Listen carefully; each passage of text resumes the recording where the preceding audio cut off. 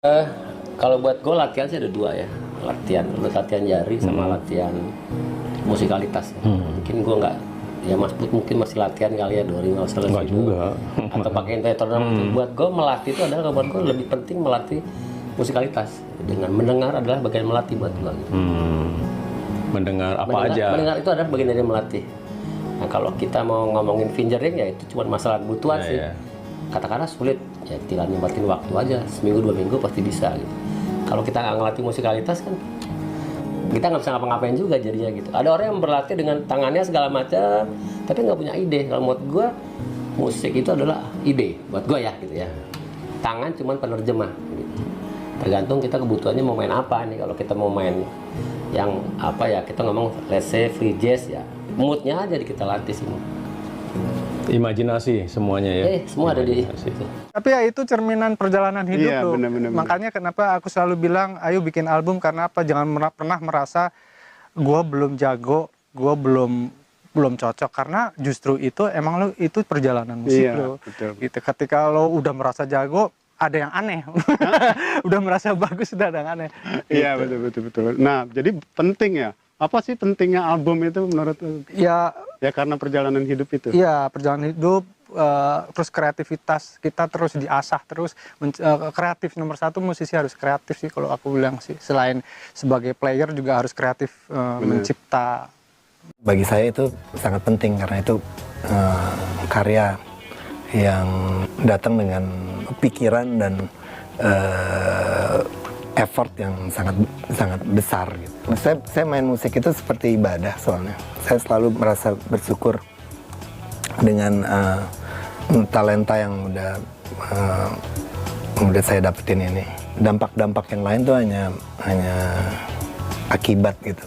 Apakah itu saya misalnya mendapat rezeki dari situ atau akhirnya bisa banyak manggung di mana-mana. Paling bisa saya sampaikan, nggak boleh ngiri ya kayaknya dalam hidup tuh. Apa yang kita punya disyukuri aja dan dikerjakan sebaik mungkin. Dan sebagai pemusik kontroversial idang katanya, ya nggak apa-apa karena pendapat saya atau main saya. I don't care what the people will say. So now they see you as a Ya itu pun as a successful ya person. saya itu pun saya anggap biasa-biasa aja gitu. Karena apa? Yang saya mainkan adalah kehidupan saya. Ketika saya berhadapan dengan piano, ketika saya mulai,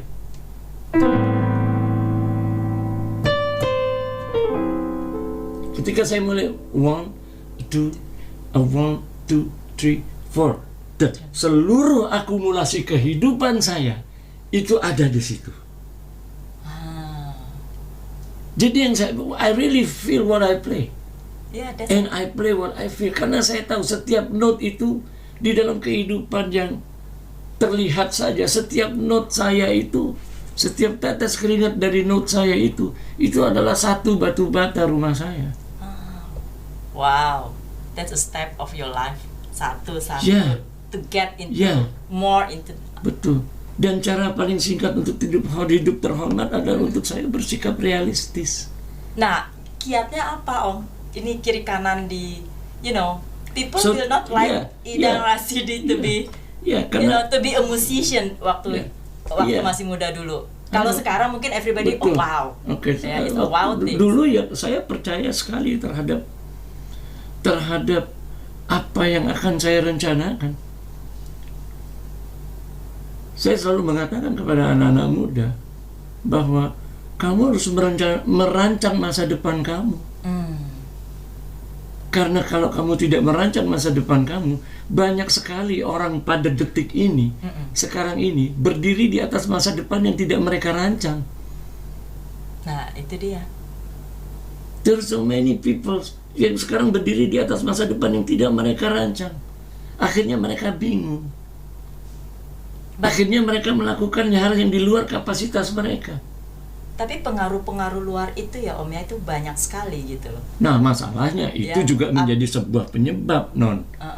Begini, globalisasi lah. Ya, Di dalam bermusik pun terjadi nilai globalisasi. Sekarang masalahnya, kita mau diwarnai globalisasi atau kita mau mewarnai globalisasi.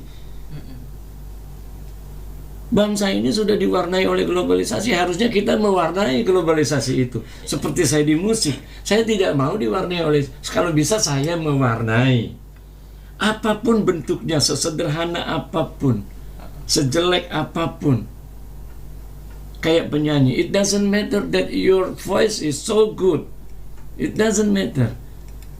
We color Tapi how you sing it, bagaimana kamu menyanyikan itu yang menjadi masalah. Louis Armstrong, Satchmo, suaranya nggak bagus sama sekali, tapi begitu dia nyanyi, lihat, all the emotional, all the feeling. what a wonderful world. Cara dia menyanyikan lagu itu ada tonal sendiri yang dia punya. Seperti jazz, kita mulai ke situ. Betul. Kalau jazz itu orang vokalis. Saya kemarin bikin di Indra, Lesmana minta saya memberikan sebuah workshop mengenai penyanyi. Yang datang penyanyi semua. Saya bilang yang namanya penyanyi di jazz itu, ya bukan cuma nyanyi keluar kata-kata. Why you just jazz, Om? Why you just jazz? Jazz itu kan? Jazz is the most honest music ever. Out of all the Jazz adalah untuk saya musik yang paling jujur. Dia ada improvisasi. Improvisasi itu tidak bisa diulang. Yang kita rasainnya pada saat itu keluar. Betul. Dan dia jujur. Kita nggak bisa ngapus Satu-satu. nggak di rewind. Nggak. Dia jujur. Ini Om filosofinya bagus sekali. Terus? Ya dia sangat jujur. Maka bermain jazz itu, bermain musik lah, nggak usah jazz. Belajarlah filosofi, karena itu punya makna, karena punya value. Betul. Music is in your opinion berarti music itu is life. I learn a lot from music. And you can talk with everybody dengan music ya. Ya, dan sekarang ini pada detik ini di seluruh dunia, musik cuman satu-satunya bahasa yang bisa diterima oleh semua kalangan. Bukan pidato politik, bukan pidato agama, enggak. Musik. So how you see musik jazz di sini di Indonesia? Hebat. Dengan Walaupun masih niru. iya.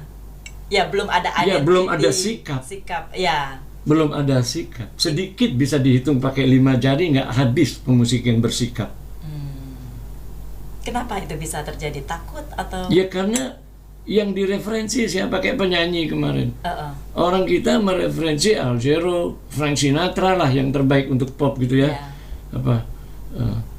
Kalau dulu Miles Davis tuh mereferensi musiknya itu dari dia mendengarkan Shirley Horn, dari dia mendengarkan Billie Holiday. Itu bahkan merubah stylenya Miles Davis bahkan. Kita? Itu karena situasi atau karena kita sendiri sebagai Males. Pemusiknya Males. sendiri? Karena makanya balik lagi, Om kan boleh dibilang benar-benar konsisten dengan your road, your jalan gitu kan, nggak pernah kemana-mana di situ terus ya. Dari yang awal kita tahu bahwa dari awal Om itu kan ya pastilah orang Indonesia, orang tua mana mau sih menjadikan anaknya menjadi musisi, kecuali kalau seperti sekarang sudah terkenal gitu. Nah sekarang boleh dibilang kita bisa sebut juga Om sebagai jazz master by now, karena your consistency, your kontroversi gitu. Saya juga mengkritisi beberapa teman-teman saya yang melegendakan dirinya. Nah, pendapat seperti ini yang saya nggak bisa tahan. Ini yang disebut dengan saya itu kontroversial. Kenapa you mesti melegendakan dirimu? Kamu nggak usah sebut dirimu legend aja, kamu udah legend kok. People talk ya. Like I told you before, just now. So we don't have to prove anything. You don't have to prove anything. That's right. Just be yourself. Oh, that's difficult. Nggak, makanya Itu susah Om. untuk itu maka siapa bilang musik tidak perlu pembahasan?